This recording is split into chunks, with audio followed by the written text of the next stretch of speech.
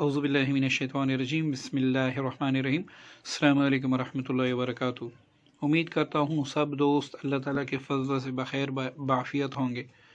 और अल्लाह ताला से दुआ भी है कि अल्लाह ताला मुझे और आप सबको अपनी रहमत कामिला से नवाजे। दोस्तों, एक अजीब और पुरतासीर दुआ हर मुश्किल, हर मुसीबत, हर मर्ज़ के लिए एक अक्सीर दुआ,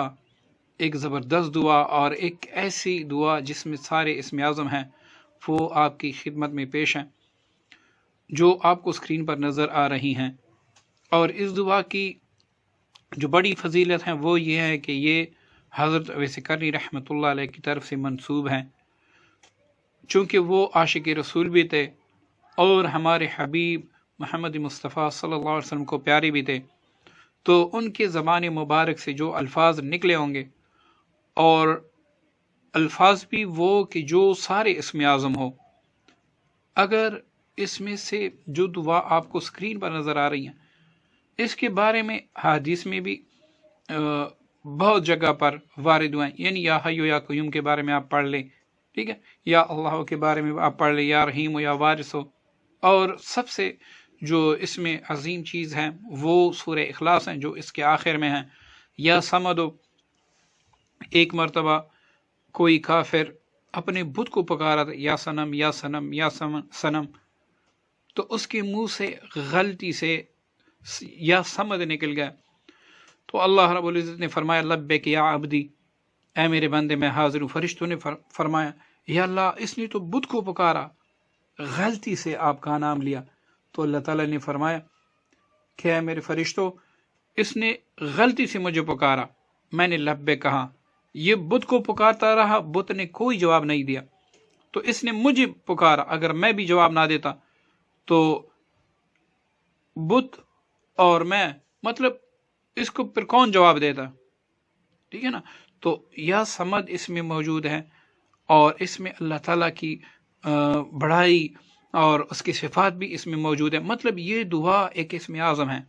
और इसमें बहुत से इस्म आज़म हैं। तो इस एक एक नाम पर या हय्यो पर अगर आदमी किताब लिखे तो ज़िंदगी तो ख़त्म हो सकती है, लेकिन या हय्यो की किताब जो है वो मुकम्मल नहीं हो सकती। इस तरह या क़य्यूम या अल्लाह हो, ठीक है ना, या फ़र्द हो या वितर हो, या रहीम हो या वारिस हो, इस पे एक ऐसे समझ के ज़ख़ीम किताब लिखी जा सकती है। लेकिन चूँकि हमारा मकसद वो आमाल, वो दुआएं, वो तरतीब आपकी खिदमत में पेश करना है जिसको आप किसी भी हाजत के लिए पढ़ें तो वो आपकी फ़ौरन रवा हो। अब इसको आप कौन कौन सी हाजत के लिए पढ़ सकते हैं, मैं यहाँ लिख कर भी देता हूँ, ठीक है ना। आफात को दफ़ा करने के लिए, ठीक है, कोई भी बड़ी सी बड़ी मुसीबत,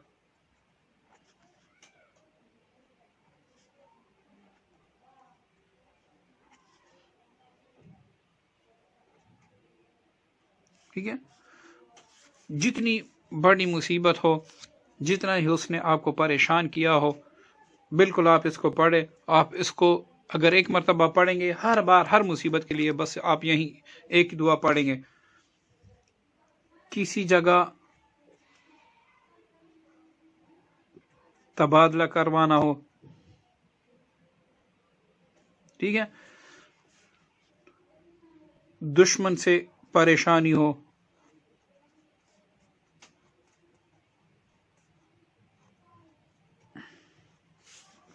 रिज़्क़ की कमी हो, आपका जो मतलूब है वो रिज़्क़ हो, दौलत हो, ठीक है ना, कर्ज ने परेशान कर रखा हो और कोई सबील भी नजर ना आती हो कि मैं किधर से ये सारा कर दूंगा,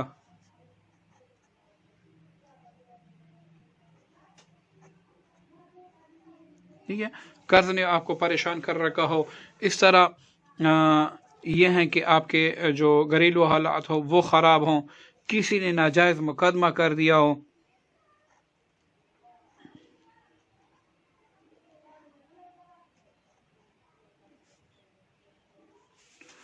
ठीक है ना, और کوئی ناجائز آپ کو تنگ کرتا ہو، یعنی بڑی سی بڑی مصیبت، اس کو آپ نے چھوٹی مصیبتوں کے لیے یا چھوٹی پریشانی کے لیے نہیں، بڑی سی بڑی مصیبت کے لیے آزمانا ہے۔ اور انسان اس چیز کو آزمائے جس کا ایمان کمزور ہو، تو وہ بالکل کسی بھی چیز کو آزمائے، لیکن اگر آپ کا ایمان پختہ ہے اور آپ کو رب تعالیٰ پہ یقین ہے کہ وہ سارے مسائل کا حل کرنے والا، ساری مشکل کشائی فرمانے والا، اور ہر جگہ میرا ساتھ دینے والا میرا رب ہے، کیونکہ وہ خود فرماتے ہیں کہ میں آپ کے شاہرگ سے بھی زیادہ نزدیک ہوں، تو اس نیت سے اگر آپ پڑھیں گے تو اس کو آزمانے کی ضرورت نہیں ہوگی، آپ فوراً اس دعا سے کام لیں گے، اور آپ کا کام بھی ایسے طریقے سے ہوگا کہ آپ سوچ بھی نہیں سکتے۔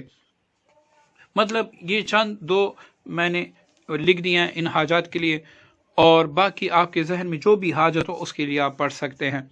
اور اس کے پڑھنے کا طریقہ یہ ہے کہ ہر نماز کے بعد